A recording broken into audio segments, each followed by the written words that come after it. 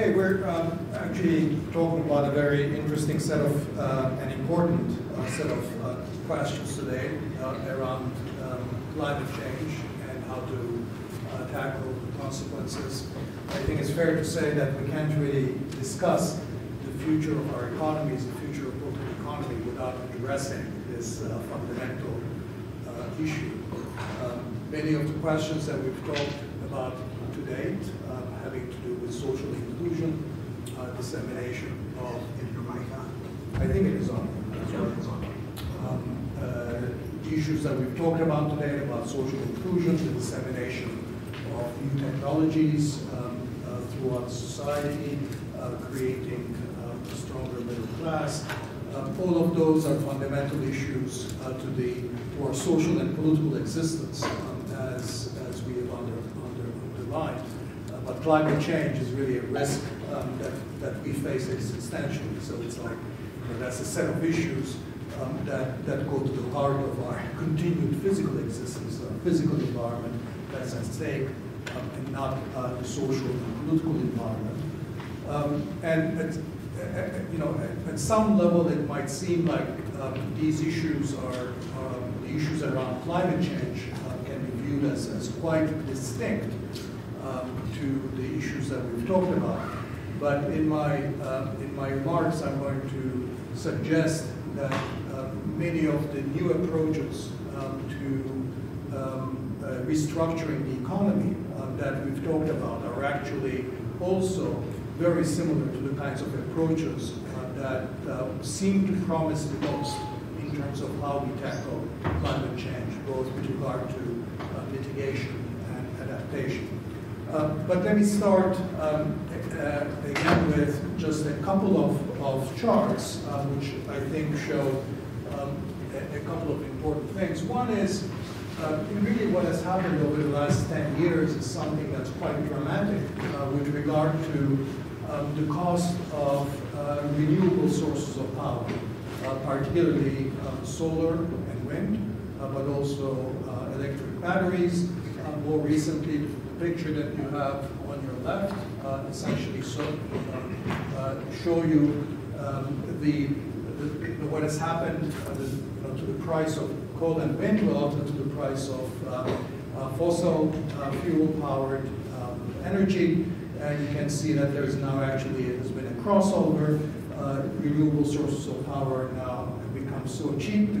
The decline has been so steep that in many parts of the world, for installing new capacity, new sources of energy, now it's actually cheaper, and sometimes considerably cheaper to use solar and wind than fossil fuels. And so these declines in the price of solar is, for example, the order of 80%. Similarly, the price of electric batteries around 80%, wind a little bit less, more like around 70%.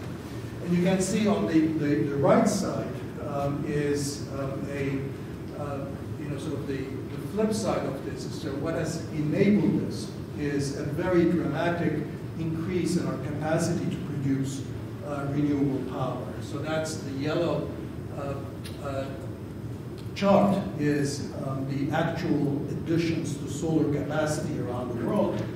And they're compared with the projections that were being made by the International Energy Agency or other experts about what was expected in terms of actual capacity in solar. And what stands out in this is how far and how quickly actual installations in solar capacity has outstripped projections.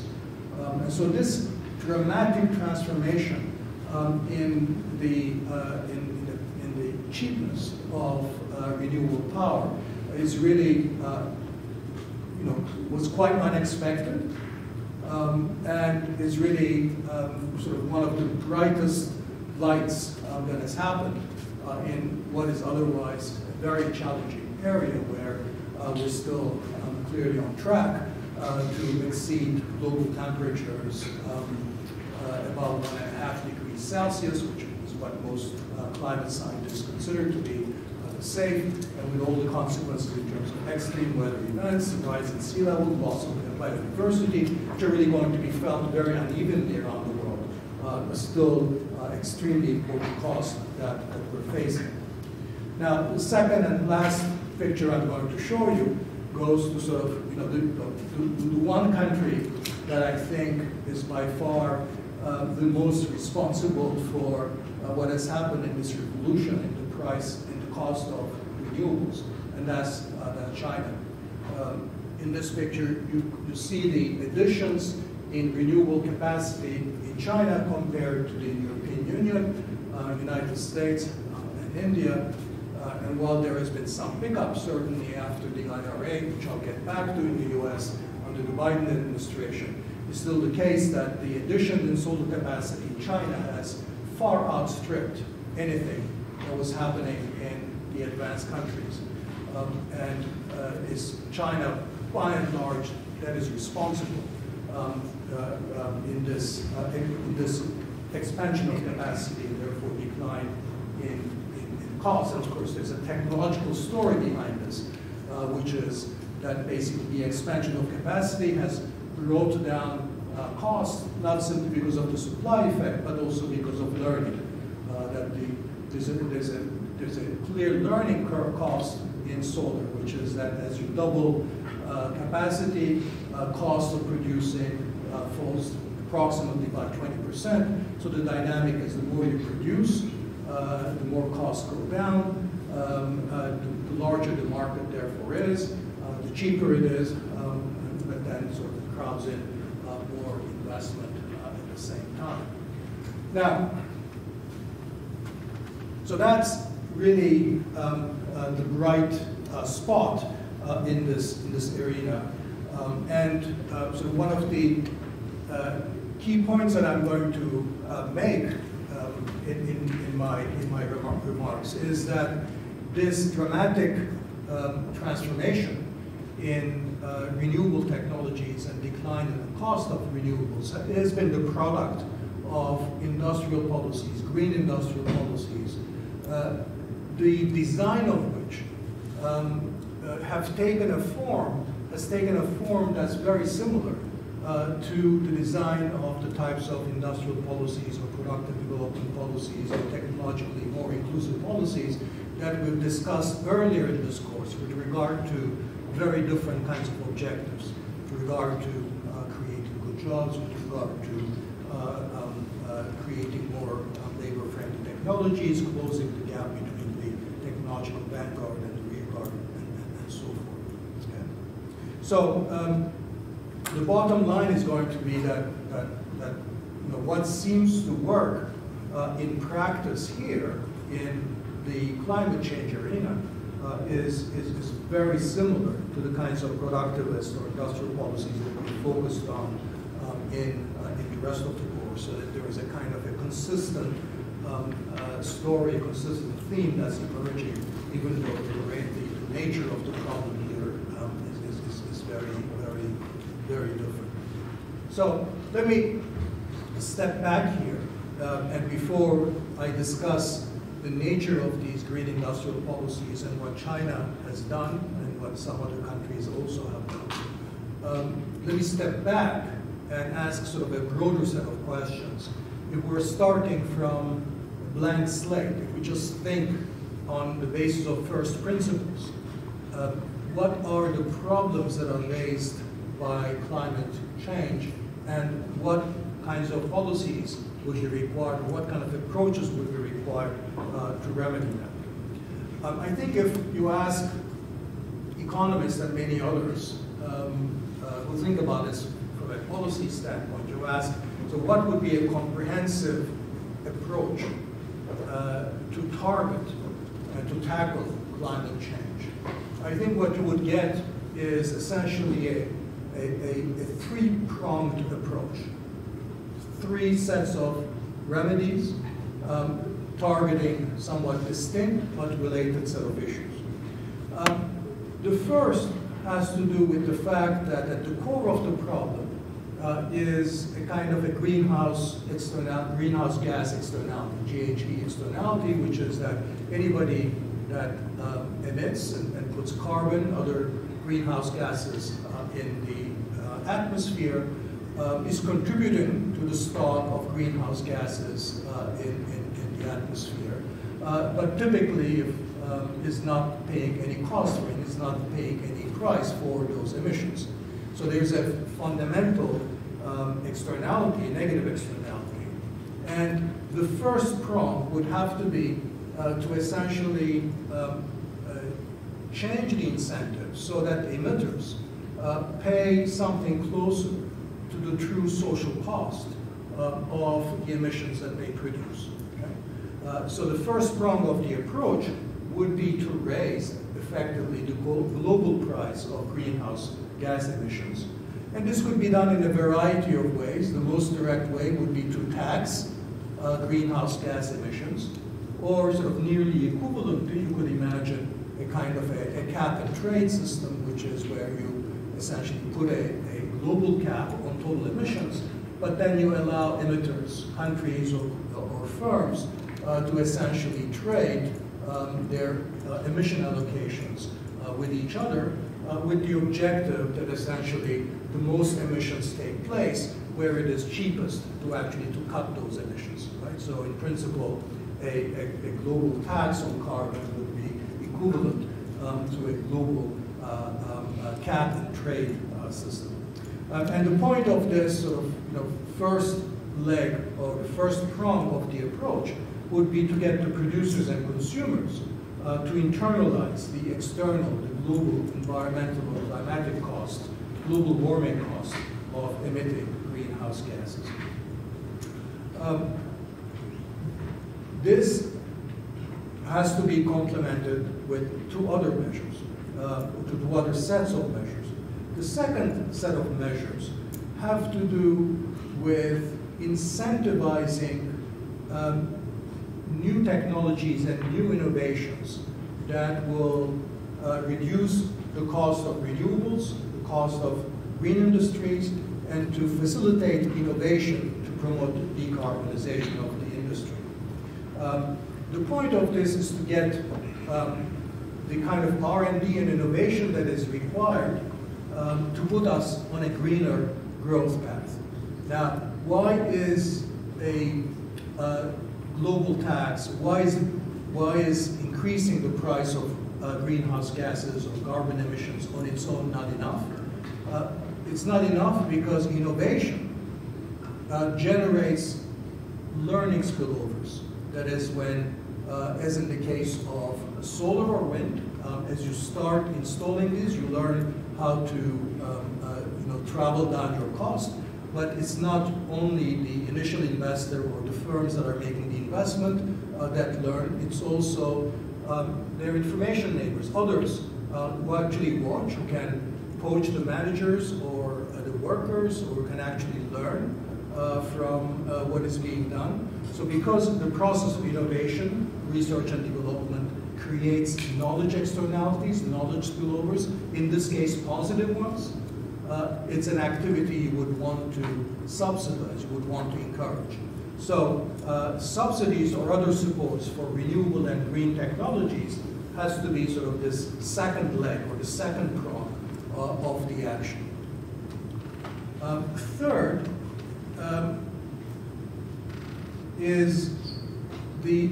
relates to the position of low-income countries. Okay?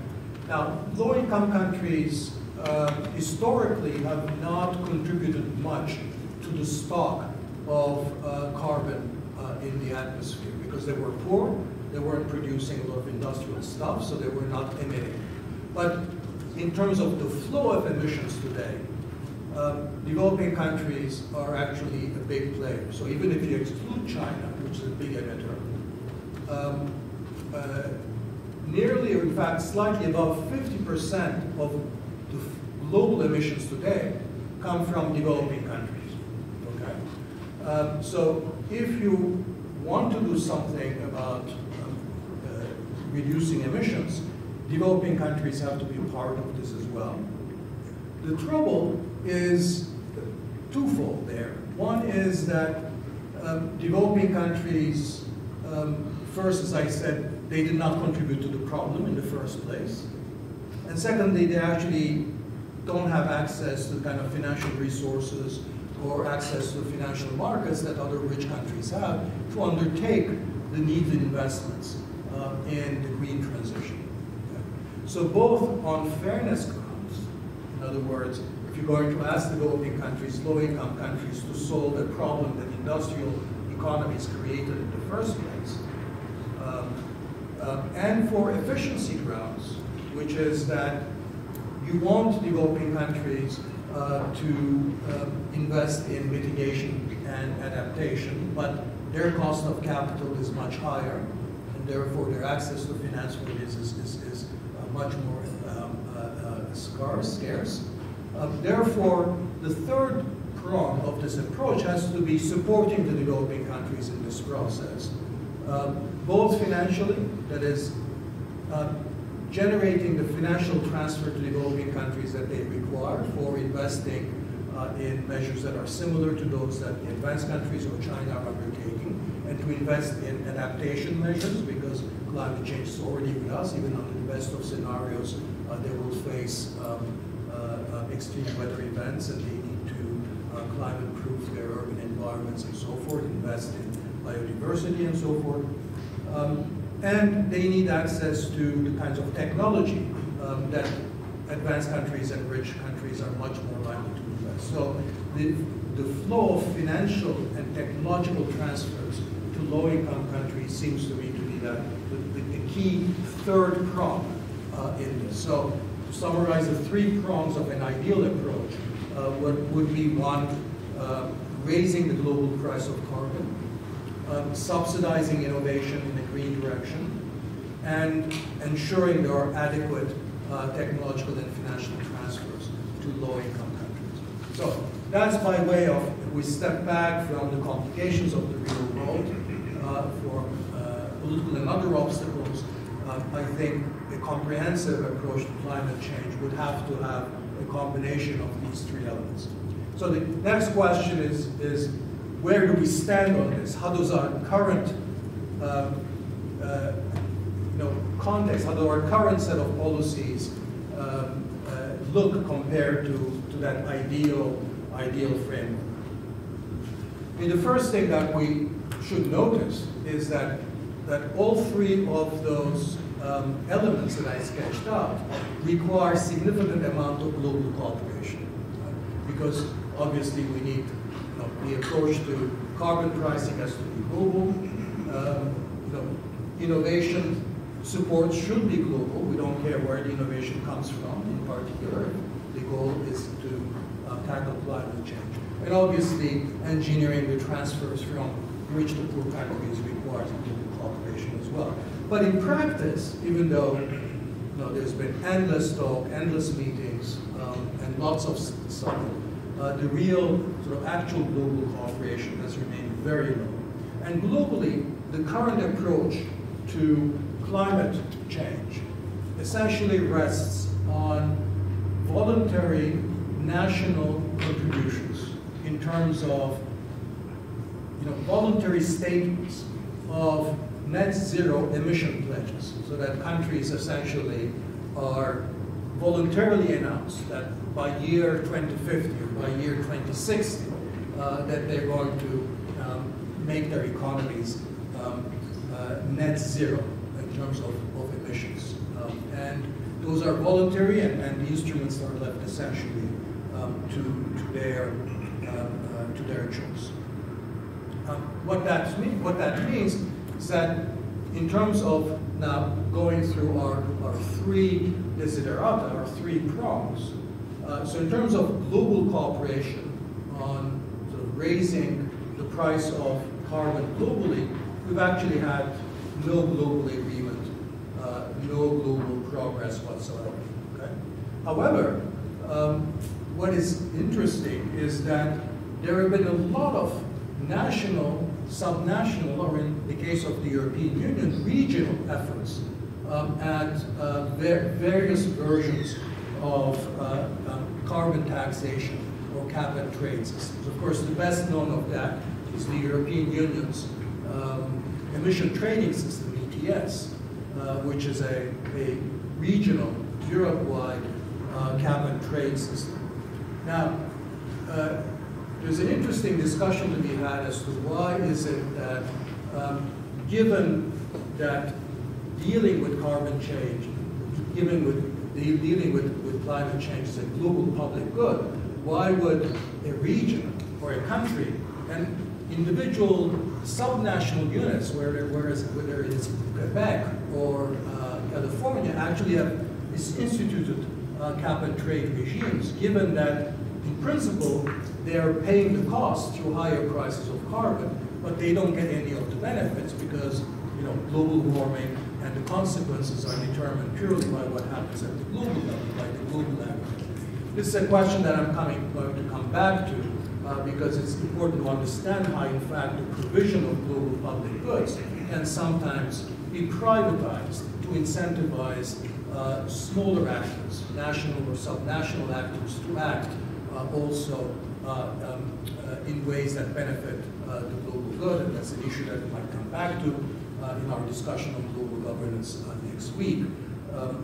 But of course, that's going to create some special features, as I'll come back to in a second. But the first, on the first prong of the global pricing of carbon, essentially all that we've had is a wide variety of national or subnational, and in the case of Europe, regional approaches.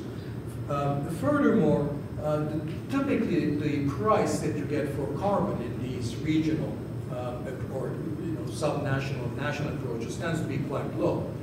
Even in Europe with the ETS, it's only recently that the price of carbon has increased recently. So the vast majority of these don't yield price of carbon that is close to what most would consider a true social cost of carbon. What about the transfers to developing countries, technological or financial? Okay? Here, again, there have been periodic commitments, but these have tended to fall short. Now, where we stand there is that developing rich countries last year made a commitment to transfer about $300 billion per year to low-income countries for the purposes of the climate transition. But the estimate really is that the external financial transfers that would be something more of the order of $1 trillion a year. So these are, even if those the commitments come through, we need more. So there has been considerably less on the financial transfers. There's a big problem with the way that the global community discusses the question of financial transfers to developing countries, and that's that the hope is that a small amount of public money is going to catalyze a lot of private money coming in. And I think this is not really what's happening, and for a very good reason, that a lot of the return to private investment in green transition are social. It's the climate gains, it's slowing down climate change, and it's very difficult for the private sector to internalize those benefits unless there are strong enough inducements. And just putting a small amount of public money into this is not going to be enough. I remember the third prong I told you was the inducements to innovation and technological change.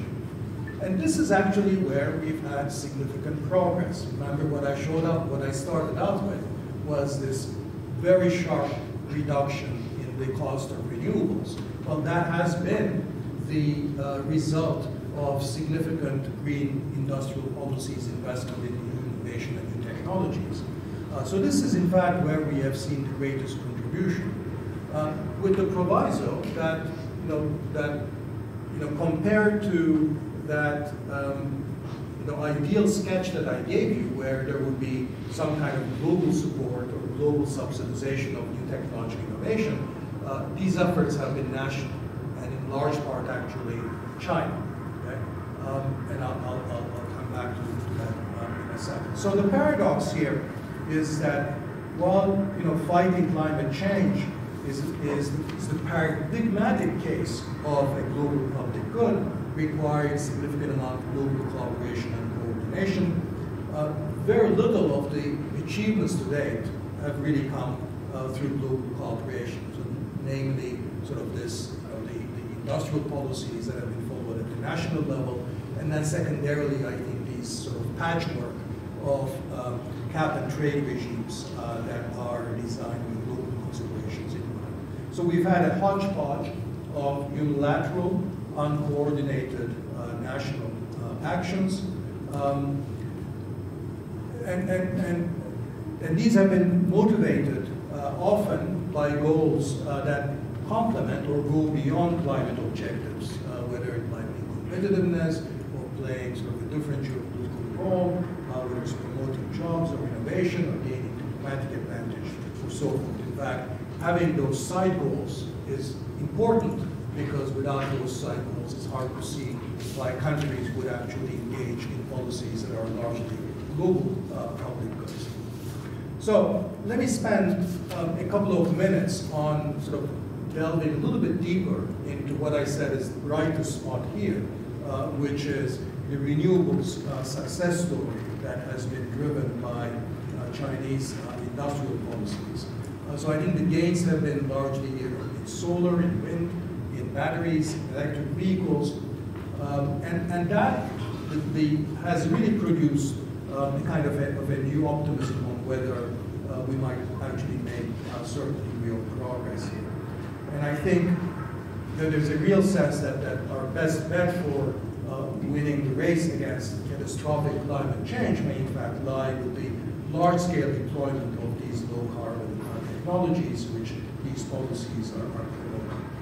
So the reason I want to spend some time on these Chinese policies is that it seems to me that they are an impressively successful example of the type of productivist approach that we've talked about to date, that targeted on other objectives or different segments of the economy.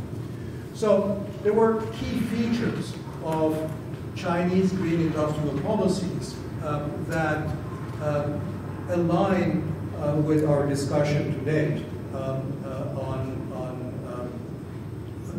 the kind of approach that we discussed. So let me just tick off some of these features one by one. First, I think what was clear in the Chinese approach was that this was designed and this was promoted as a very explicit national project. So after 2009, the Chinese government made it an explicit objective that they were going to move towards a new developmental model. They said the future of the economy, that our existing industrial model based on dirty industries is not sustainable given the threat of climate change. We need to move to a new model. So you can see how a number of different objectives now get coalesced. It's not fighting climate change per se, although that's the outcome. It's really about restructuring your economy and aligning them in the direction of the future comparative advantage, gaining new commercial niches, new commercial competitive advantages, positioning yourself in a new geopolitical stage where green industries are going to play a much more important role. So it starts out as a very clear articulation of a national project. It is the first layer of implementation is the articulation of very broad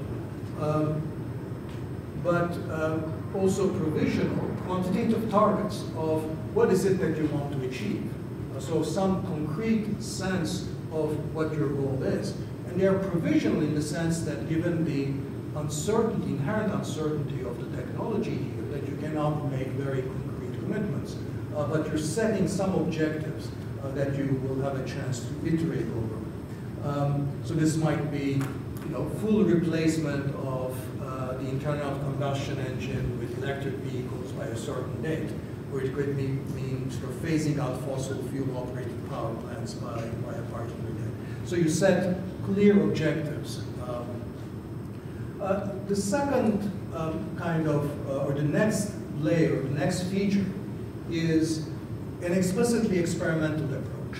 You realize that you don't know exactly what's going to work, and therefore you want to promote, you want to ignite experimentation. You want to encourage the various agencies of the private public sector and various levels of government to engage in policy innovation. And the way that that was largely achieved in the case of China was to start to set up demonstration programs or designate demonstration cities where, let's say, for a particular municipality who were part of this demonstration program, they would get financial resources or financial incentives from the center, but they would also have to develop their own complementary programs in the way that they best saw fit to provide the programs, resources, financial investors, incentives, the regulatory changes that would be required to get these solar, wind, electric, or other green products started. So different municipalities engage in a process of trying to attract such investments through a variety of policies and through a variety of approaches. So then what you get is essentially a whole range of different types of policies being tried out in different parts of the country. So in the West, when people talk about green industrial policies of China, typically you're thinking of subsidies.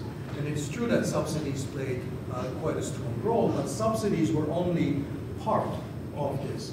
You also had bank credit, you had significant public investment in R&D and infrastructure, you had government procurement programs that were strategically used to encourage capacity. You have these demonstration programs that were regulatory changes to facilitate the introduction of electric vehicles and other types of green industries. Public venture funds, many municipalities made active use of venture funds, setting up local venture funds and supporting investment by taking a stake in local firms.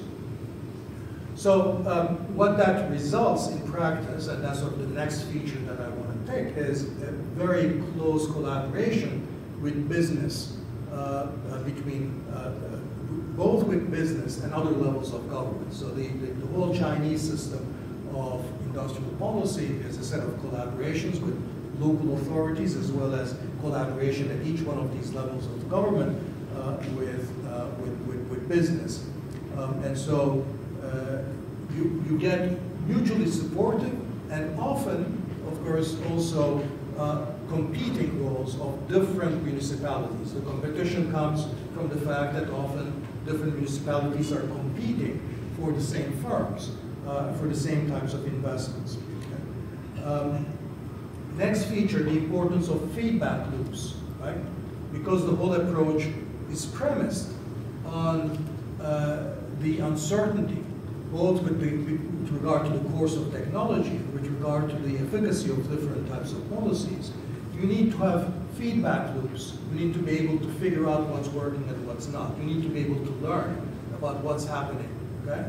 So you have then the central government accumulating reports and learning about what's happening with these policy experiments at the local level.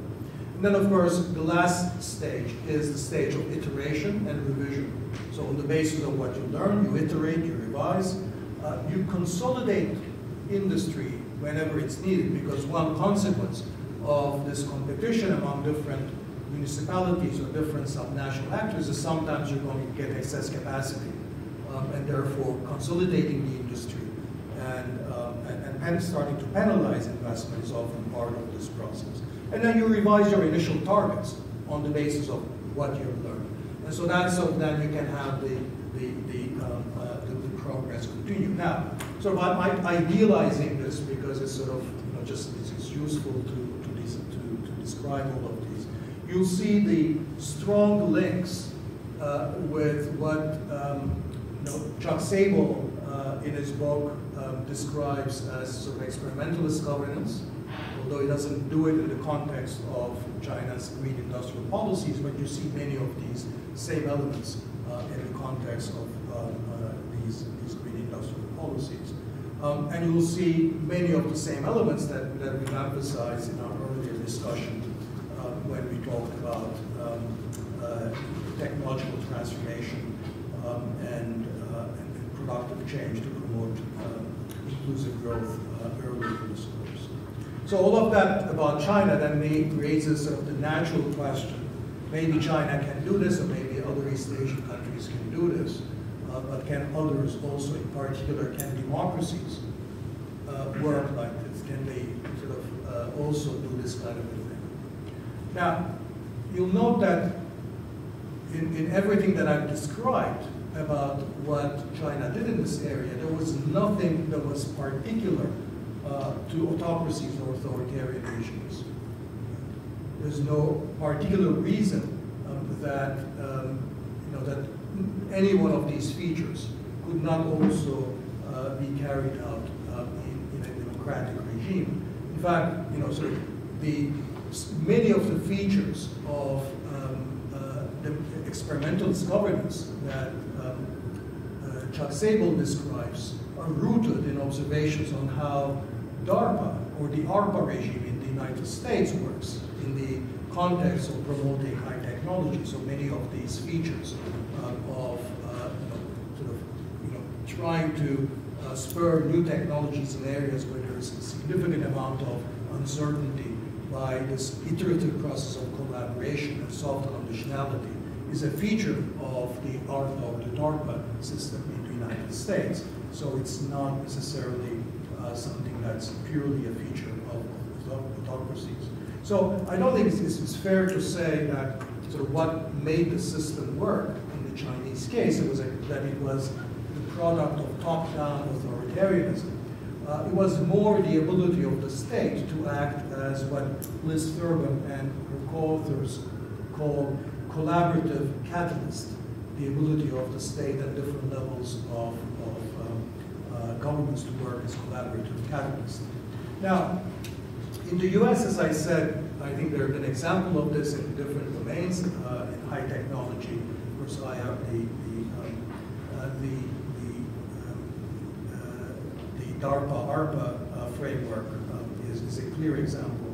But we've had other examples of this as well. So one area where the US has some experience is that many of this kind of programs that China instituted after 2009-2010 were actually programs that the Obama administration had started already to promote renewables and solar and so forth.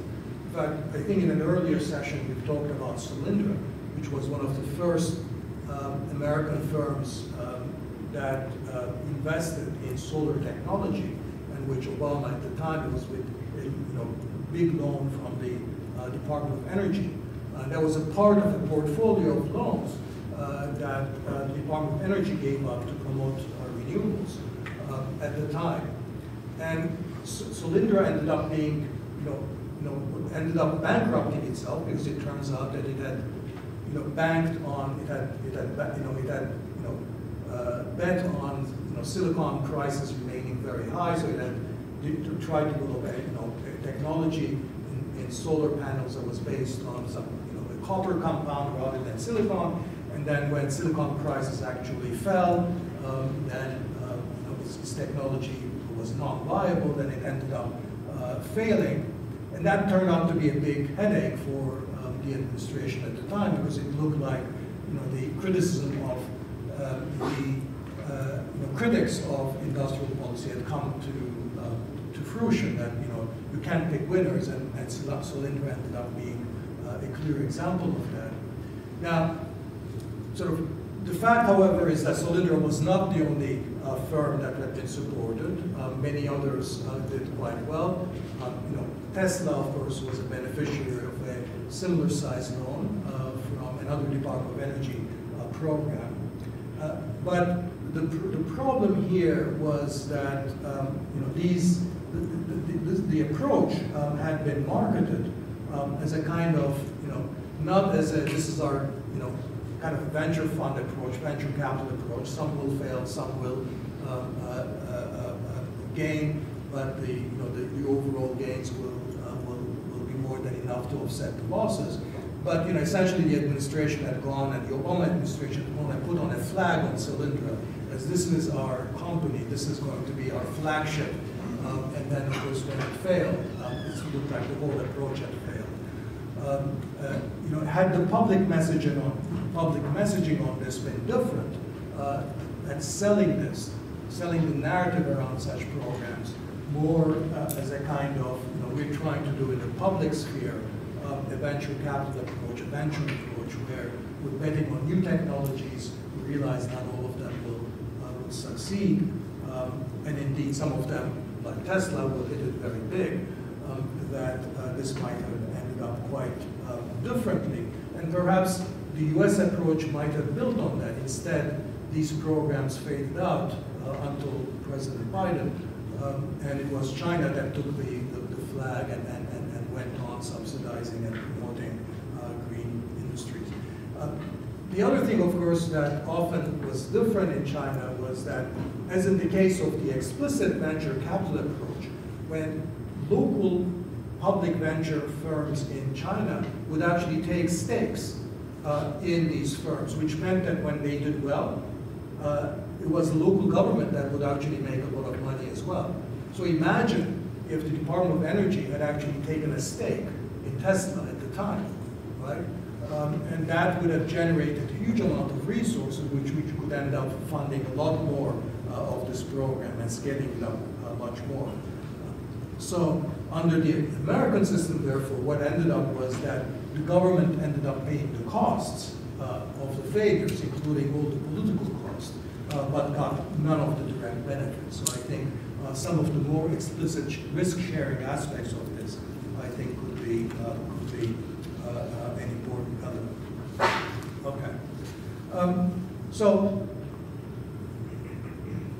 there is, a kind of some lesson to be learned from the fact that in at least, one element of this sort of three-pronged approach, that we have made significant progress, even though that is coming through individual programs or national level programs rather than to global cooperation. And I should say, of course, the IRA, the Inflation Reduction Act in the US, was essentially the American version of Chinese green industrial policies. And it was also a very, very large-scale effort to incentivize production and innovation in green industries and in renewables.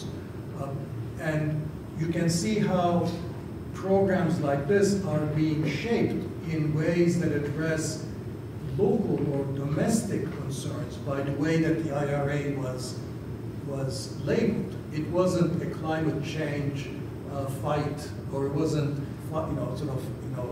green industry program. It was the Inflation Reduction Act, right? Because that was the concern, inflation, and therefore you frame it in a way that's going to appeal to a domestic concern. And that's the way to go. Now, I think compared to carbon pricing or directly raising the price of carbon, these green industrial policies, whether it's the IRA in the US or China's green industrial policies, have a big political advantage, which is that they essentially are a carrot rather than a stick. So the political problem with carbon pricing is that you're actually taxing. You're raising prices for often sort of middle class or lower middle class people. And then, yeah, you might sort of promise that you're going to compensate them by transfers and so forth, but that often is not very credible. Compared to the direct approach of raising the price of carbon, the green subsidizing green industries is actually a handout. It's basically, it's a carrot. You're giving people the subsidy. Everybody prefers a subsidy to a tax. Now, from an economic standpoint, there's a sense in which it doesn't matter whether you tax the dirty industries, which is what a carbon price would be, or you subsidize the green industries. Right? Resources have to come from somewhere, and if you subsidize the green industries, they'll come out from the dirty industries, and you have the same structural change in the economy that you would have achieved from directly taxing the dirty industries. But from a political standpoint, of course, it's much more directly, it's a direct appeal. Furthermore, as the book by Tingley and I forget the co-author in your syllabus discusses, the strategy of creating winners early on can be politically very, very effective. And so even if your objective ultimately is to raise the price of carbon, to move directly to that first prong of the strategy, green industrial policies might be a way to make that politically viable by demonstrating early wins that these technologies work, and therefore reducing the resistance of fossil fuel interests to the transition, by creating new allies so that you have a new lobby, a green industry lobby that's going to countervail against the fossil fuel lobby. And that might be a way to change the underlying political equilibrium that in a way that reduces the resistance to frontally being able to decarbonize the economy through raising carbon. So before Trump got into office, my hope was that in fact that was how it was going to work. As you know, that many of this, we have had a Boucher here with us and might tell us more about this, but many of these IRA money went into red states.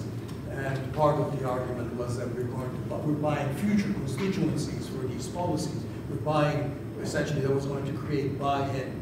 So I'd be interested to hear from Heather what she thinks about how that's working out. So it might still be the case that Trump will find it harder to revoke these measures and the subsidies and all the changes that the IRA brought, given that you've created a new set of interests, a new set of lobbies, sort of vested groups that want these incentives to continue.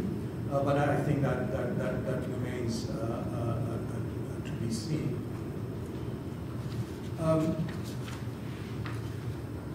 Let me end with just sort of expressing now sort of a more pessimistic side where I think my greatest worry is, which is that we might go back to those three prongs.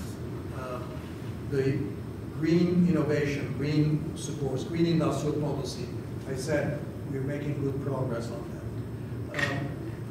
Pricing carbon, we've done that only locally and not enough, but I expressed some hope that with sufficient green industrial policy that we might get a political, might get enough political change that the resistance to that carbon pricing might get weaker. The third prong was the transfers to developing countries, financial and technological transfers. That's where I remain still very pessimistic and worried that I don't see the politics of that actually sort of working out yet. Because that's really the area where we do need global cooperation. It's very hard to see how that's going to come about. So the kind of redistributive measures or the compensatory measures or the packaging of green programs around domestic objectives can happen nationally because you have national political authorities that can trade off different interests and can work around the political bargains that are needed. Globally, what's required to engineer a significant amount of resource and technological transfers to developing countries is just not there. And I have to say that it's not because we don't have any ideas on how to do this. There are a lot of ideas how you can generate public resources for developing countries, whether it's by taxing global wealth taxes and global taxes on very large corporations, by increasing special drawing right allocations from the IMF, raising the capital of the World Bank so that they can do more lending. So there are lots of possibilities. So the ideas are there, but I think it's the kind of global cooperation that's would be needed to engineer those cross-national, international transfers is where I think we're really hitting the hardest part of this. I think we can have a little bit of discussion in the class about what you said when I was speaking. So, comments, questions on this? Yeah. Hi. So obviously China has aggregated a lot of money for these new types of environmental initiatives, and they have a much higher installed capacity than the U.S., but are these actually evidenced by changes in environmental outcomes as China continues to lead in carbon emissions and their emissions grow every year comparatively? You're right that actually the carbon emissions in China are still growing. So China is still, as much as it's a solution on the sort of innovation part, it still remains a big problem on the emission part. Yeah. Would you say the solution is effective, or could you argue that it's more of a geopolitical tactic and saying that they're aggregating all of these resources to these environmental needs, but in reality it's not contributing large scale to any change whatsoever? No, I mean, first, part of how you would answer that question is also what the counterfactual is. So if you imagine a counterfactual where China had continued to grow at the same rate, but without making these investments in renewables, then the emissions would have been much worse. And then, sort of clearly also then a counterfactual where we're much better. If your counterfactual is that China would have halves its growth rate, and therefore its emissions might have been slower. It's not that clear because we have less emissions, but we also have much less innovation, and the price of renewables still is much higher because of without these programs. And the reason that there is that ambiguity is because the rest of the world actually have been very significant beneficiaries of the collapse in the price of solar and wind and so forth. So that positive effect for the rest of the world has been very large. So regardless of what you think about continued emissions in China, the rest of the world has greatly benefited from this. Do you want to follow up? Just one more question. Would you argue that it is an effective measure, though? Because, I mean, even in a free economy like the United States, there's been a lot bigger of a change, regardless of less government subsidies or not, compared to China, and how would you rationalize that? Well, I'm not sure what you mean by that the U.S. has been more successful. The U.S. has managed to reduce emissions, but the economic structure is very different. That the U.S. being a much richer economy, having much less industry, structurally was a very different position compared to China, a poor economy that was had a much larger share of dirty industries, and so without question, I think it's been very effective in terms of their investments in these new technologies. And again, paradoxically, they've done a bigger service for the rest of the world than themselves so far. Because the huge benefits that they've provided for Europe and for the United States. The fact that now, if you look at it, Texas is now generating more electricity from solar than from fossil fuels, right? It's not large. It's largely because of what has happened to the price of renewables. That's because of Chinese industrial policies. Now, I think the IRA has been similarly a very big positive thing because I think it's incentivized significant new investments also in these domains. And I think, but I see the IRA, as I said earlier, kind of a U.S. version of the Chinese policy. So on the whole, I think these policies have been indeed effective. Heather. I'll say a couple of things.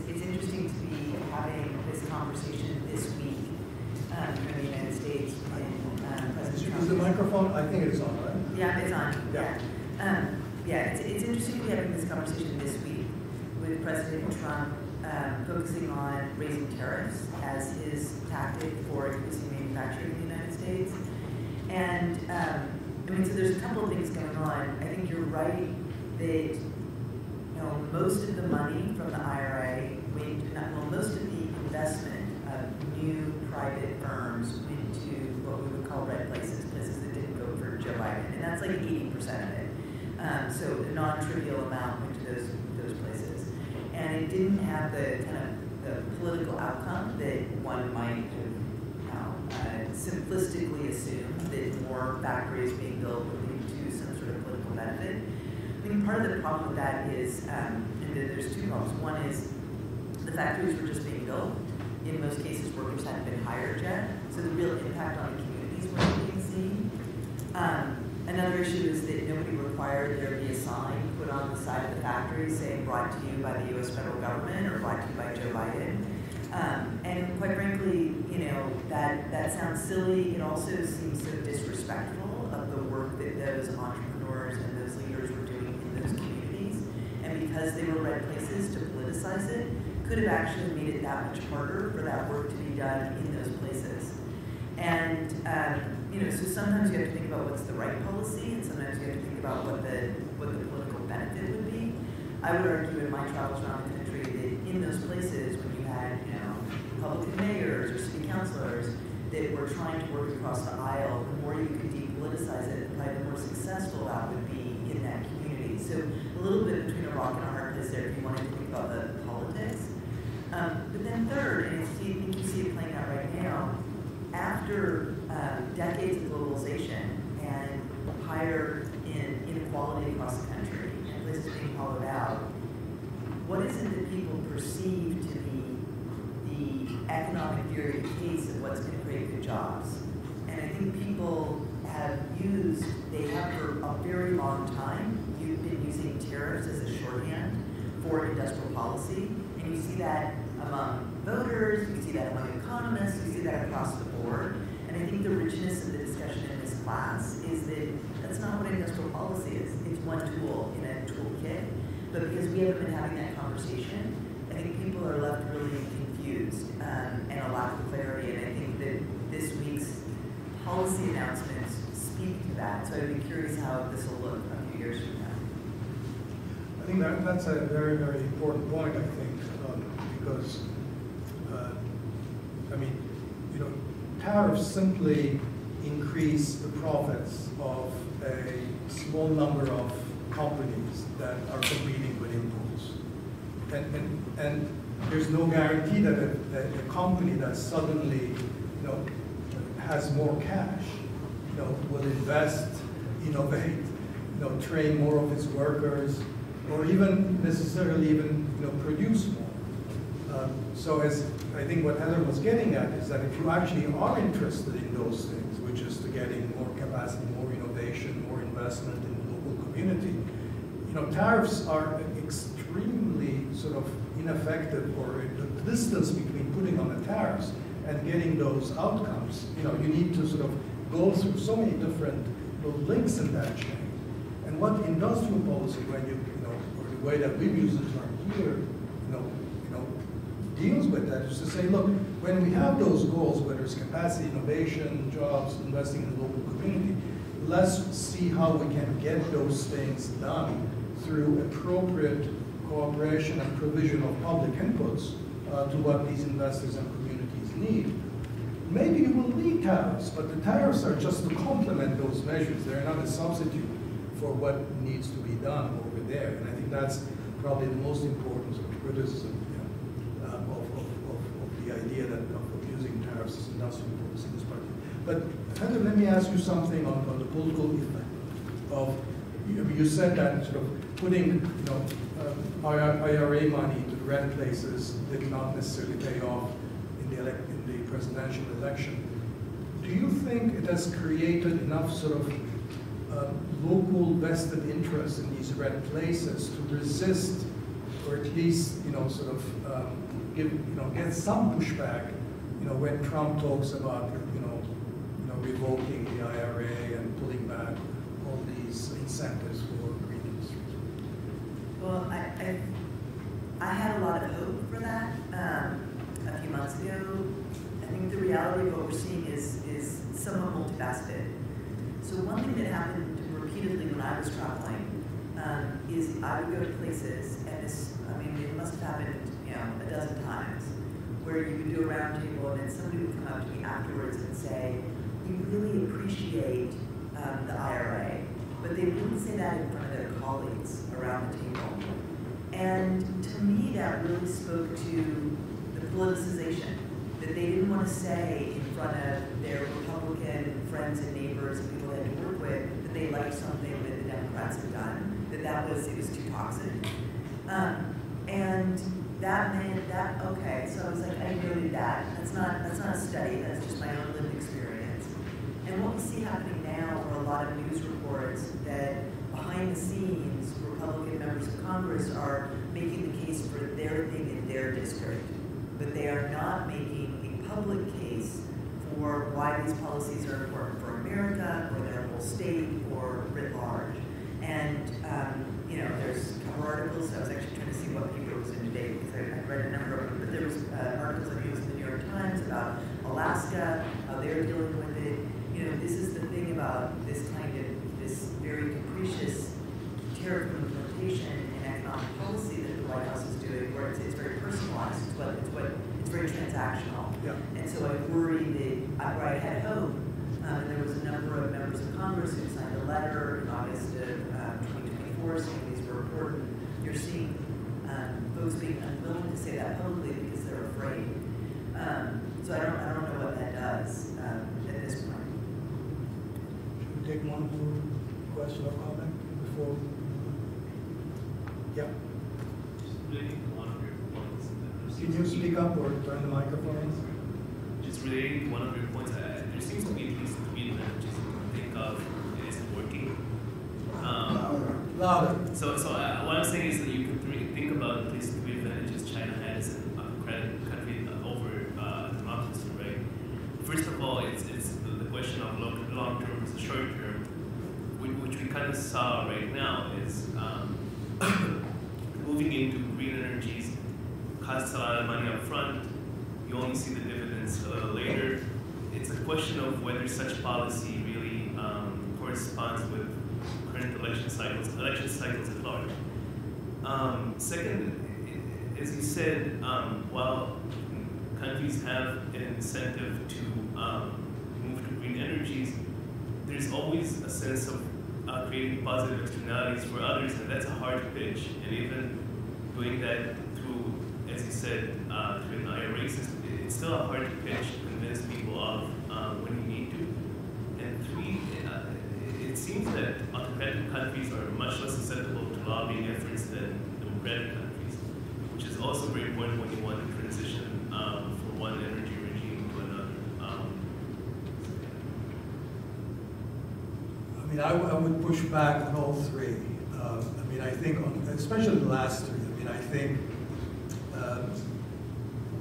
autocratic countries, by their very nature, are beholden to a much narrower range of interests than democratic countries. We see these, malfunction in our democracies of the importance of lobbying and so forth. But also lobbying, I think it's important to realize, is really, there are two sides to lobbying. Lobbying is also how governments learn about, who's paying what price, and therefore how hard they're, likely to push back. Although, of course, obviously, some lobbies are politically more powerful and more deeper pockets, and it creates an unbalanced situation. But lobbying is also a way that information gets communicated from different groups about what the consequences or the likely consequences of policy action are. So it plays a double role in democracies, not both necessarily negative. And I would argue very much that it's not. Also, autocracies are much more driven by sort of cronyistic interests. Maybe we don't call them lobbies because we think of lobbies as simply a feature of democracy. But I don't think that's true as a general case. Now, on the externality question, you're right. I think the hardest thing to get governments to to act on is that this is something with a huge amount of externality. I don't think China did this and essentially wrote a huge big check paid by its own sort of taxpayers and consumers to the rest of the world by investing in these technologies with huge global spillovers. It's because it was acting in the global interest, and as an autocracy, it could simply do that. I think the reason it did that was because it reconceptualized green industrial policies from a narrow parochial role. So it was a national project. It wasn't a project to solve the global climate problem. And I think that's important because it suggests that it's really a failure of imagination, or an act of imagination, for even subnational units to recreate what their interests are, because they're not, countries' interests don't fall from the sky. They're formulated, they're articulated, and so I think just as in the United States, you could push a kind of a climate change policy as an Inflation Reduction Act. That was so economists thought, so funny, but it was effective in that way, that you could just basically, from the standpoint of the national as a whole, it was a way of privatizing what's essentially a public goal for the world as a whole. I don't see why democratic leaders are not necessarily in a position to do that. With regard to long-term versus short-term, I think that's right, and I'm not sure as a rule that autocracies on a longer-term horizon, they're as scared of, in fact, it just takes a few tanks and the military, so I don't think there's a generic difference. But I think it's a question of, again, I think autocracies also face the political pressure if they undertake projects where the benefits are long-term and the costs are short-term, which is why when you look at what they do exactly what you would want a democratic leader to do, which is create quick wins, so that these are things. And I think engaging in programs that only have long-term benefits and just create short-term costs, I think are just programs that will not be adopted anywhere by any politician, regardless of the type of regime. And the difference is not democracy versus autocracy. The difference is leaders who are able to take those programs, understand, internalize the objectives, and frame them or package them with other policies or reshape them in a way that actually can create short-term gains and create political buy-in as a result. So I think that's, I would say, is the more important distinction. So I'll make a few remarks about climate change, and which I think is clearly a formidable problem of humanity. I have to say at the outset that I think it's far from being the major threat to humanity now, and never will be. The major threat to humanity is, as it has always been, war among the great powers. However, the measures of international governance that might be effective to diminish the risk of war among the great powers can also be effective with respect to climate change. Now, I'm going to proceed in the following way. First, I want to give two tangible examples from my own country, from Brazil, of the problems of green transition. And then I want to make some general remarks supported by those examples. So let me start with the Amazon. The Amazon is the largest tropical rainforest in the world. Brazil has about 80% of the South American Amazon. It has the largest reservoir reserve of sweet water in the world and the largest collection of biodiversity in the world. So it's a very important example.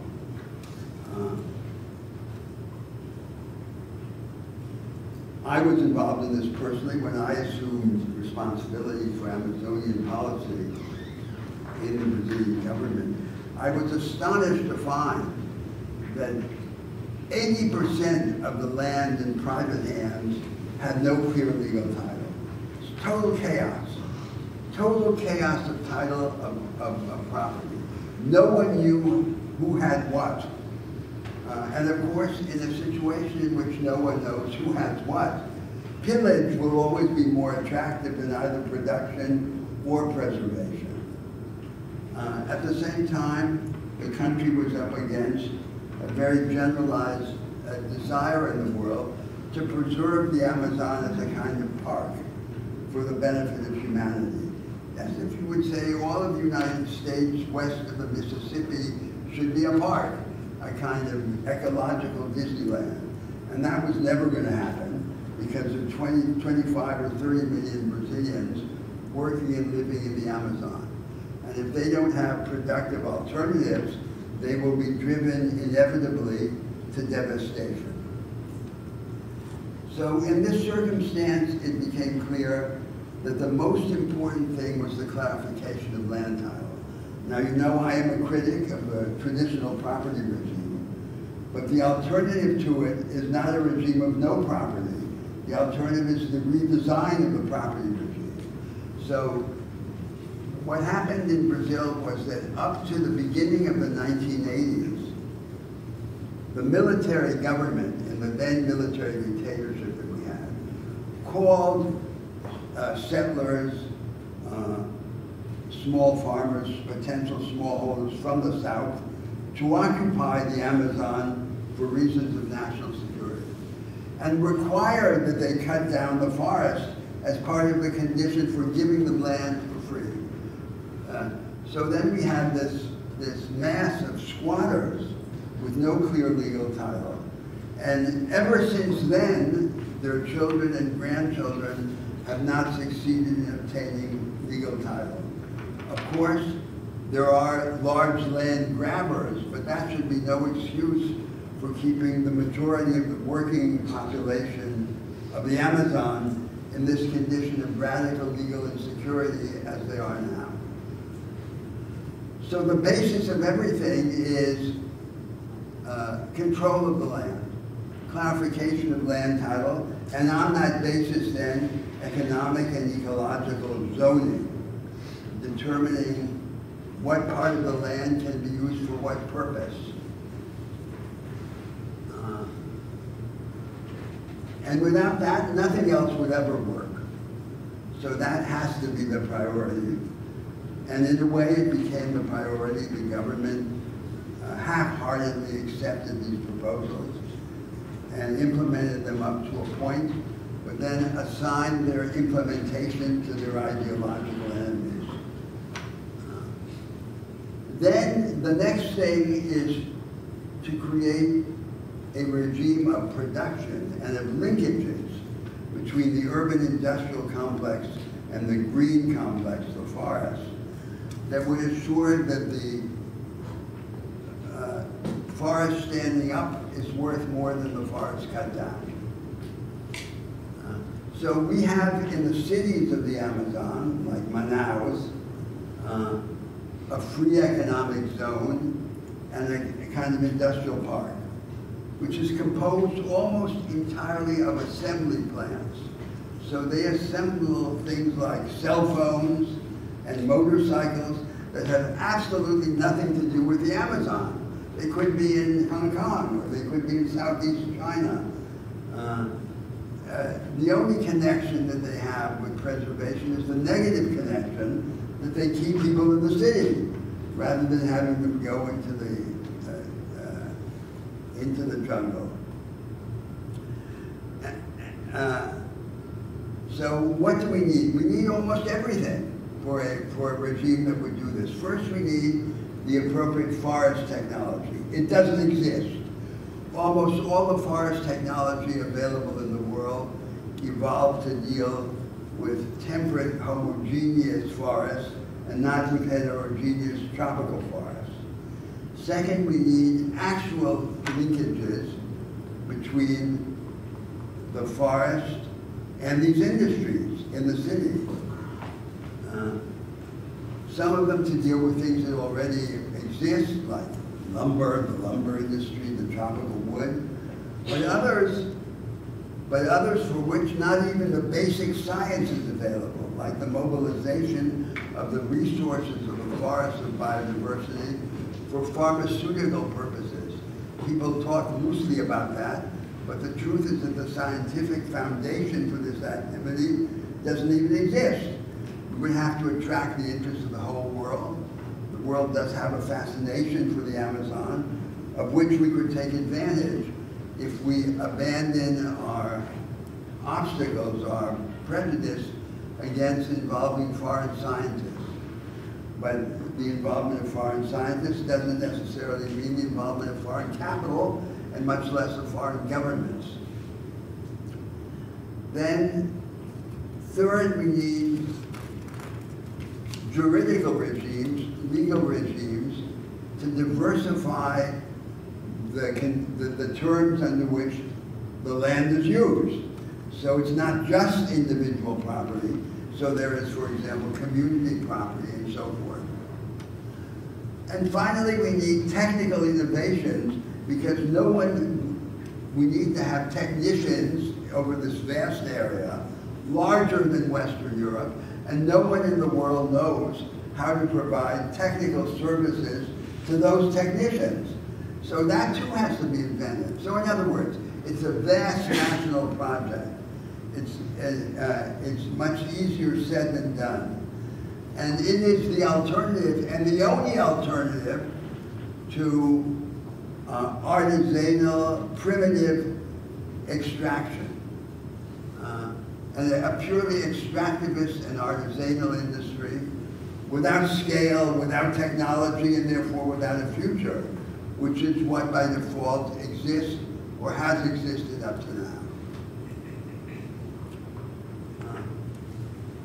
And for that, the constituency is the population of the Amazon and the governors of the Amazonian states, against the opinion of the bourgeois youth that has never set foot in the Amazon, but thinks of it as a kind of Disneyland, which is best left alone. Now I want to go to a second region, next door to it in the south. The subtropical savanna, the west of Brazil, which we now call central Brazil.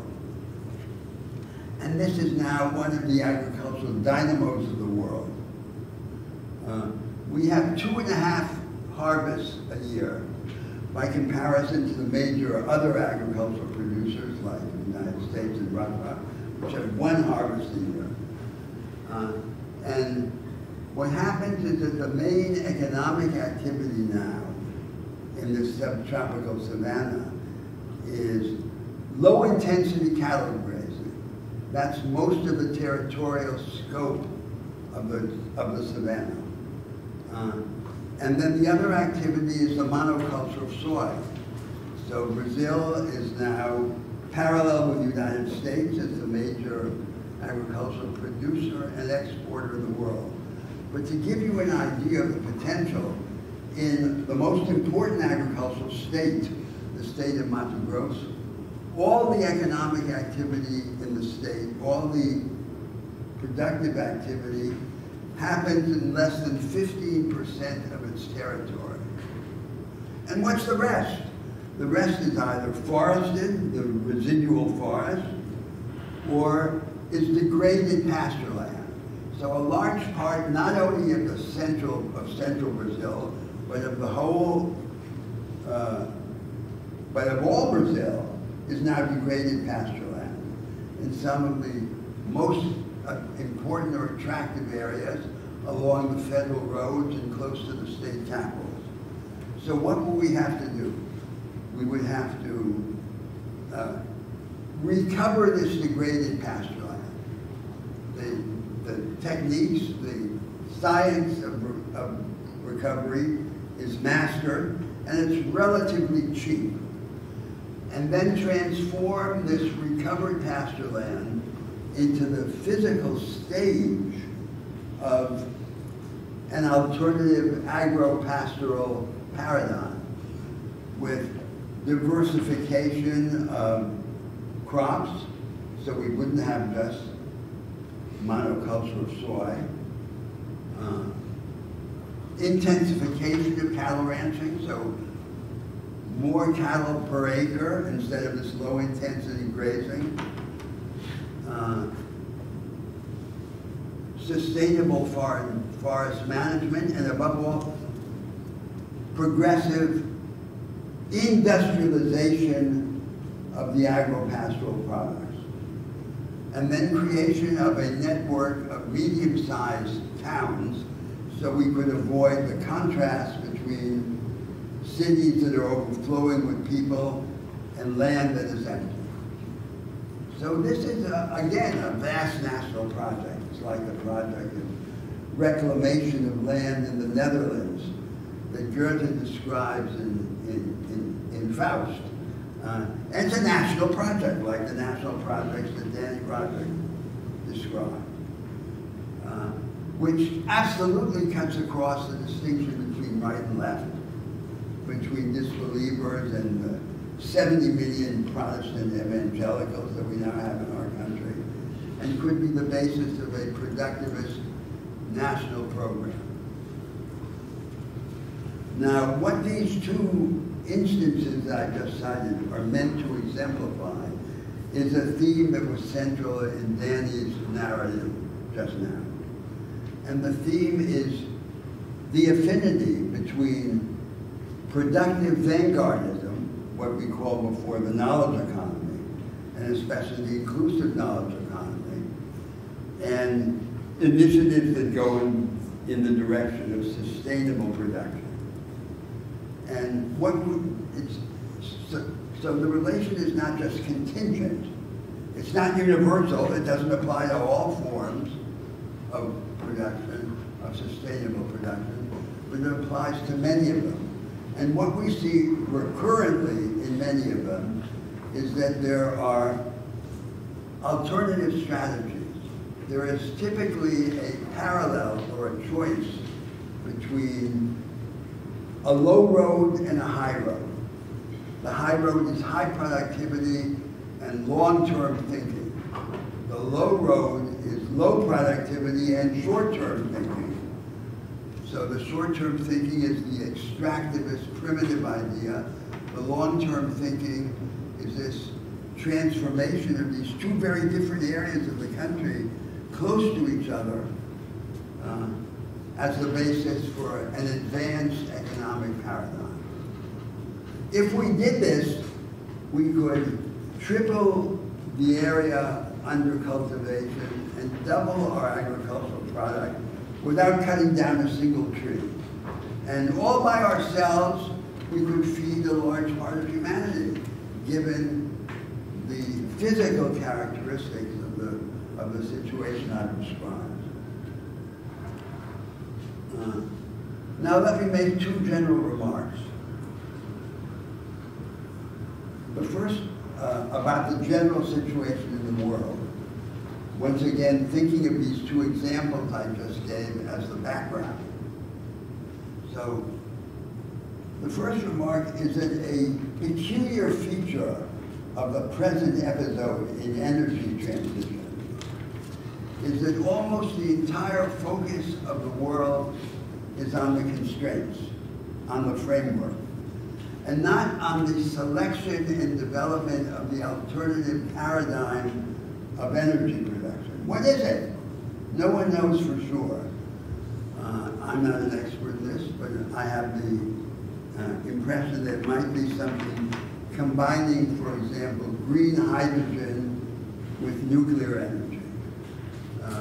Green hydrogen requires the organization of the world market in copper because it needs to be produced with the use of copper-based machines, and copper-based machines also use the green hydrogen energy. So it has this complement. And in the nuclear, the most promising frontier seems to be nuclear fusion rather than the available nuclear energy. Well, that's not going to happen spontaneously. That has to be done in concert by definite initiatives. It's not going to happen ad hoc.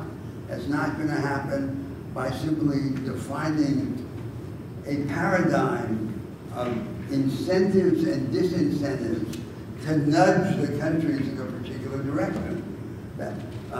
and then having international meetings which define limits of carbon emission. The focus has to be on the creation of this specific alternative energy paradigm, and not on the parametric framework of incentives and disincentives.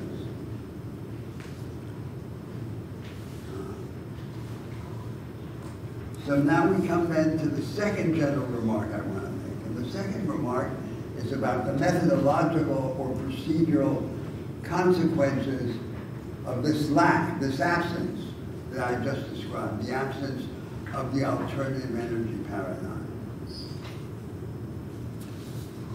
So the two main instances now for policy formulation are the national governments and their technocracies, dominated by the discourse of contemporary economics, with its focus on internalizing negative externalities, making you pay for them,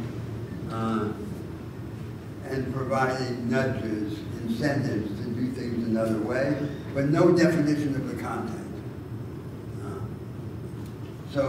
And the other main institutional setting in which these things are now conducted are the international meetings, especially the so-called Conference of the Parties under the umbrella of the United Nations. Now, you know the United Nations was chiefly a project of the United States and its allies in the Second World War. It's largely a failed project. Its two main institutional avenues, the Security Council and the General Assembly, don't work. But what does work in the United Nations, and almost the only thing that works, is the use of the United Nations as an umbrella organization under which events like the Conference of the Parties take place. So they meet in Paris or in Glasgow, and they determine the limits of carbon emissions. And then they say, you do this. You find, we're just saying what the objective is. And that's what I'm claiming is not going to work. So what are the alternative institutional settings and methods that would be necessary to perform this unaccomplished task? First of all, regional organization within the countries, within large, varied countries like the United States and Brazil. The only development policy that counts is the regional development policy. It's radically different in the examples I gave. For the Amazon, the forested Amazon, and the Central West, Central Brazil. And it has to be done with respect to the specificities of the respective regions, their populations, and their governments. And then the second institutional instance in the world are not these committees of the whole of the nation states of the world, like the Conference of the Parties. They are coalitions of the willing. Special purpose coalitions, for example, to deal with particular blockages in the absence of the right technology, or regional coalitions like the European Union, or like the South American Union, or the African Union. Those are the settings in which the undone work has to be accomplished. And there is a specific problem, which is the problem Danny mentioned, of the poorest countries. I would say not the developing countries, not the middle-income countries, but the poorest countries. They are mainly victims, not contributors to this problem. And if the international community has to do anything, as a committee of the whole, it has to do something for them. Now I come back to the point at which I started.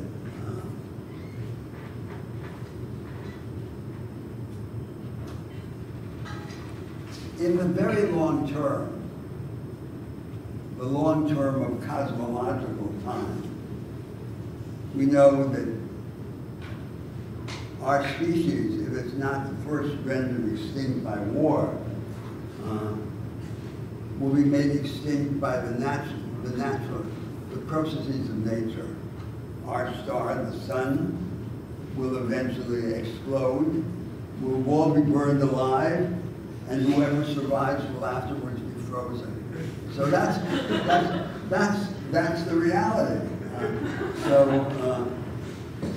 It shouldn't be corrupted, this awareness of ours, by a quasi-religious attitude to nature.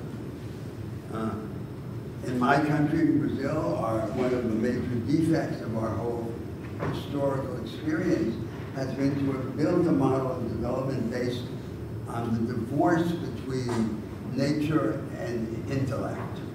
And what we need above all is a marriage of mind to nature, exemplified by these vanguardist, high productivity alternatives that I described with respect to the Amazon and to central Brazil. But in the long horizon of cosmological time, nature is not our friend.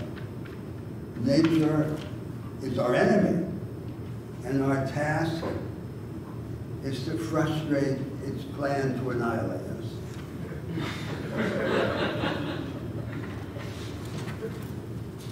Let me ask you a couple of questions. Yes. Yes. I'll stay away from the very long. I mean, you emphasize that point. But let me just say one thing about that, because I didn't say how we were frustrated. We were frustrated by leaving the planet Earth and finding another place in the universe where we would live. And I want to say something else, because at the beginning I said, I don't believe that climate change is the greatest threat to humanity.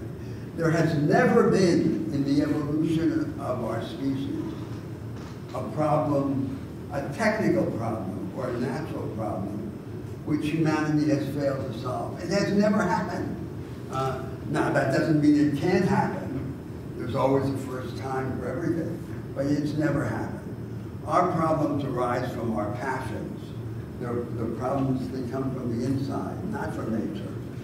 It's only at the end that the problems will come from nature. Climate change is so you emphasize this point that I had made also, that there is actually when we think about climate change, we often think about it as being in conflict with our thoughts. Yes. What we need to With achieve. growth, with development. What we need to achieve. But not with the subjects we discussed earlier in the course. Right. And especially with the subject of the creation of a knowledge economy for the many, an inclusive knowledge economy. So that I think is So with respect to sustainable development in central Brazil or in the Amazon, it is, when we talk about sustainable development, either it is something primitive, extractivist, or it is something highly advanced. There's nothing in the middle. I mean, and your examples from Brazil, I think, highlight another affinity which I had talked about, which is that what countries do for themselves as part of their own national projects in this domain can actually have very positive effects for the rest of the world too. And I think the Amazon is a very powerful example of that, because you do anything that will turn Amazon into a sustainable, productive base for people to live in and around it. That's a great gift for the rest of humanity as well. So I think those two kinds of affinities, I think, are a very important source of complementarity for our discussion. Let me ask you this question specifically about Brazil, because sort of the issue of democracy, autocracy has come up with their respective capabilities to engage in projects of this kind. And of course, in Brazil has had plenty of both autocracy and democracy. Can you say something about the experience of Brazil and its conduct with regard to these domains, whether sort of that's a meaningful analytical distinction between that, or is that the actual distinction as to governments that do relatively well or poorly lies somewhere else, not in. Well, of course. So we have a flawed democracy, a weak democracy, like all the democracies in the world. And our political institutions are largely copied from the United States. American-style presidentialism, American-style federalism in the first place. And they illustrate the falsehood of the American belief that the Madisonian scheme is somehow a guarantee against Calvinismo. Because what's happened is that when there's radical inequality and intense political mobilization, the devices of the Madisonian state are taken over by the caudillo, as they were by Cardenas in Mexico, by Perón in Argentina, and by Vargas in Brazil, and they are not a guarantee against what is supposed to be the opposite. It's not a perpetual motion machine. It's only a perpetual motion machine when politics is cold and the level of mass mobilization is kept very low. Now, the military regime, the only extended period of dictatorship which we had in Brazil, although you said there was plenty of both, was the military regime from 1964 to about 1980. And so it was a regime they called technocrats, who had embarked on this new wave of neoliberalism in the world, and who instituted this, contrary to neoliberalism, these forced projects of industrialization. They had a fascination for big projects, like oil refineries on the coast, old-style steel mills, so Stalinism, and no experimental creation. And as in all periods of Brazilian history, of course, we paid a tremendous tribute to mental colonialism. So the idea is that we could not be first. We had to wait to see what the wave was in the world, the developed countries, and then we would copy them, which is all against what I'm arguing for with respect to our discussion now about climate change. So they were archaic intellectually, mentally, and it was a straitjacket. It wasn't just an invitation to cronies. It was an invitation to intellectual frustration. So earlier you described, I mean, the central Brazil and the Amazon. I mean, the Amazon in a fundamental sense is a failed economy, and a Manaus model didn't. Yeah, it's a failed. In its present form, it is. Right, but in the central, it's very successful. It's very successful. It's very successful, except it's not successful compared to what it could be. That's the argument. But that actually has been agriculturally with the soil erosion and the absolutely. So what's happened in Brazil is. But I think it's a model of what you would call sort of a kind of a technology that's benefited just a very narrow sliver. Well, it's characteristic of very capital intensive. It's characteristic of a major. Well, there are different forms of it. So in Mato Grosso, there's a predominance of huge agribusiness, vast farms, these gigantic farms that are the size of European countries. But in the neighboring state, for example, of Rondônia, there's a prevalence of small properties created by these adventurers, these entrepreneurs from the south. But the result is always the same. So our country is deindustrialized. Among the examples in the world, it's one of the most radical and rapid forms of deindustrialization. And now agriculture, mining, and ranching pay the bill of urban consumption. And the Brazilian governments use the money to pay off different parts of the population. And that's why we don't have a definitive crisis. So our fate is to avert definitive crises and to continue in this twilight zone of accommodation. So it prevents a break, a discontinuity. So Brazil has a version of the problem that a country like the United States faces, where the wealth and the technological innovation is not in the IT or the tech sector, but it's actually in this very productive agricultural, but also very capital-intensive and technology-intensive agricultural parts, as in the soy. Which generates the surplus that pays generates, for the business. as in the U.S., Yeah. where, but then it's a failure to prop up a middle class, because it is, that kind of agriculture doesn't generate. We have two middle class. The broad-based growth. We have two middle class. We have the traditional middle class, oriented to Europe, to the liberal professions, and so forth, and to state employment. And then we have this new middle class, which comes from below, it's mestizo, and is in large part evangelical. So we have a division in our country. And this new middle class has assimilated the religious and popular culture of the United States. So it's as if we had in our country kind of Trojan horse. And the Trojan horse is filled with these pseudo-Americans who have brought into our country this idea. But it's a specific variant of what I earlier called the subjective petty bourgeoisie. Because the majority of them are poor, they're not members of a small business class. Their horizon of aspiration is to be part of a small entrepreneurial class. There's no solution now in the country without winning over those people.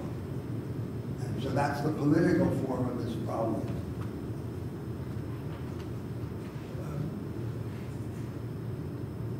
Are there questions, comments, any sort of experiences from your background or from your countries that you want to relate that sort of bears on these issues? Mark? I get your thought that nature is not necessarily our friend. I think there are things that we may be doing to make it even more not our friend sometimes, and I also agree that there's an importance for economic growth, especially in some of the poorer regions. I also believe that there are planetary limits at some point. So I take 3% growth, everything equal, and put that out 75 years. That's a 10x bigger economy. Put out 175 years to the end of the next century. That's like 100x bigger physical economy. So at some point, I can see us banging into a wall with this sort of prescription. It's a question of time, isn't it? Because the wall keeps moving depending on the progress of science. And claims about absolute limits have always been in time discredited. So it's not to mean that there are no limits, but the fact is that these limits aren't clear.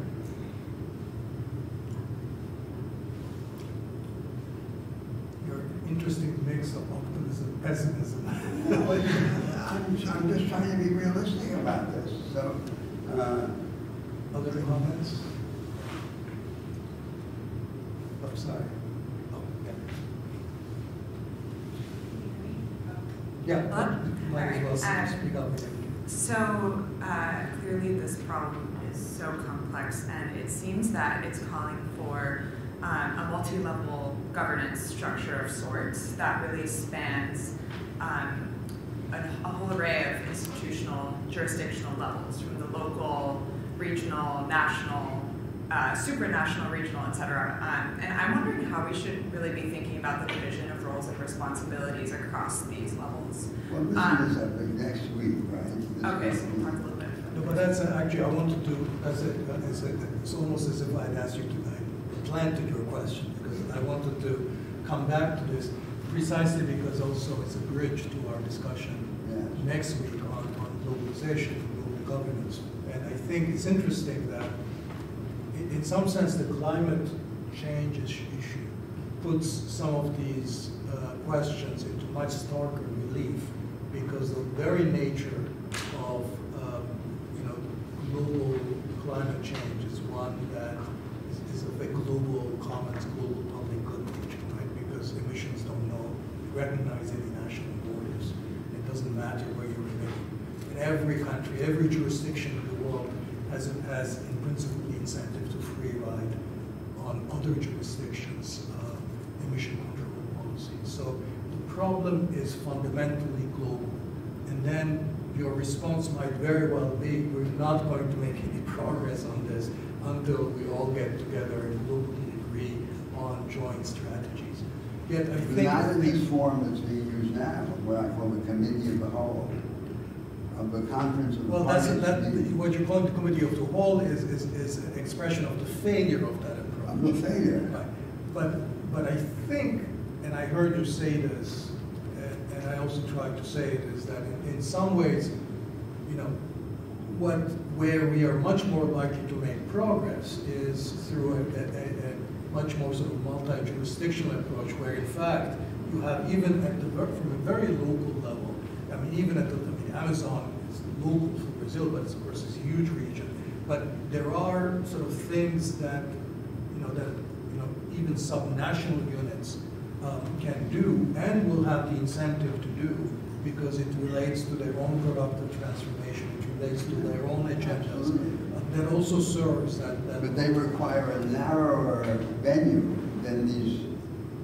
And therefore, the right venue is not the Committee of the Whole. Not the Committee of the Whole. Global. Not the Committee of the Whole. So, for example, what I call a specific purpose coalition to resolve a particular problem, like the availability of forest technology appropriate for the heterogeneous tropical forest, or more generally, to recreate the technologies of the knowledge economy so that they can be assimilated and used by small and medium-sized businesses. And I mean, that's why I'm much more optimistic about the ability of these jurisdictions, because they do have ultimately, even if they fail most of the time, they do have the political incentive to do the right thing for their audience, which is their local population, those whom they're accountable for. So ultimately, that's what we rely on, that they will do something, they'll respond. And so if the solution, or at least a lot of the solution, is going to be at a much more local, at the national level, where there's greater alignment or affinity, as you call it, between what you need to do at that level and what the world as a whole needs, then there's some reason we can be optimistic, because we don't have to call on the Deus ex machina of global cooperation to have this. But, and I think this is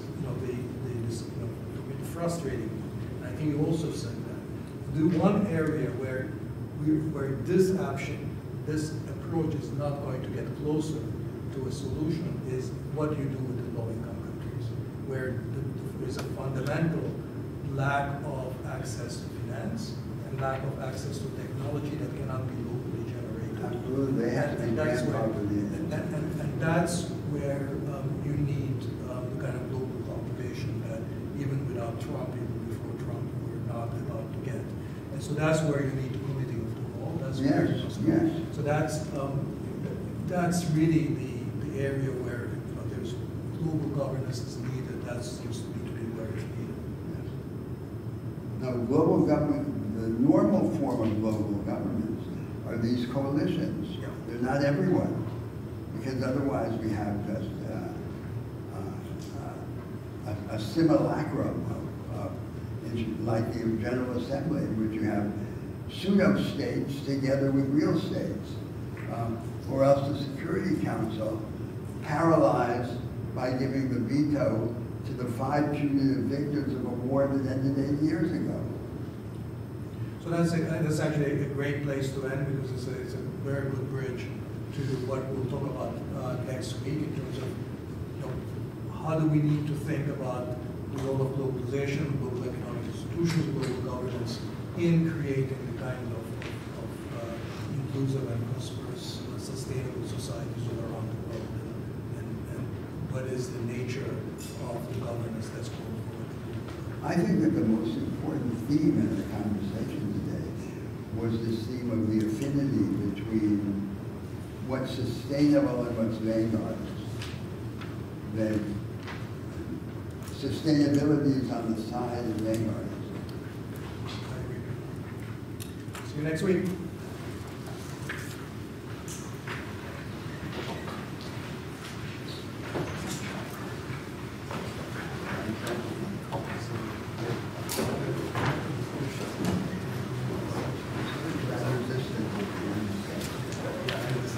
But I think price is very high.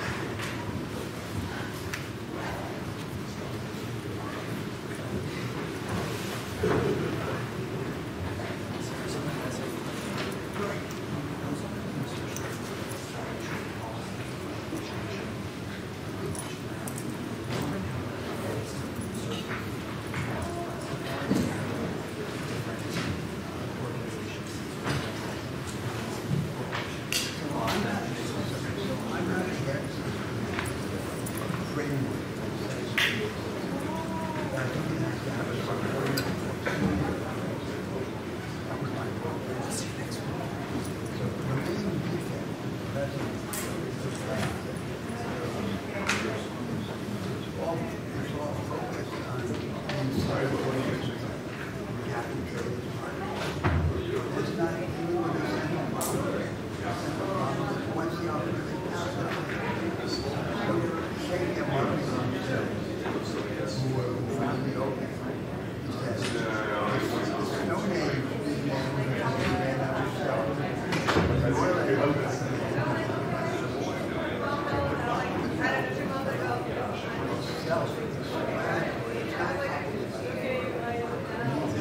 what the opportunity is.